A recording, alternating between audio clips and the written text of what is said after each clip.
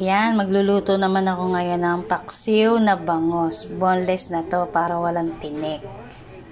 Ito mga sangkap, luya, sibuyas, magic sarap.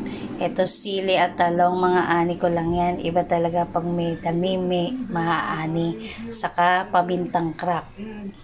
Siyempre, suka. Dadagdagan lang natin ng konting tubig. Yan, ito, pagsamasamahin na natin sa isang lalagyanan. Yan.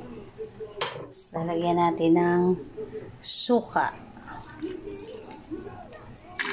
Tapos, konting tubig, magic sarap, pamintang crack at pamintang buo. Hayaan lang natin siyang kumulo. Yan, kumukulo na. Hintayin lang natin maluto yung isda at gulay. Yan, pag ganyan na ang kulay, luto na yan. Sarap nga eh, lalo na yung talong ko, walang kabuto-buto. Yung tanim kong talong. Ganda talaga may tanim, may pati sili. Hindi mo na kailangan bumili sa palengke.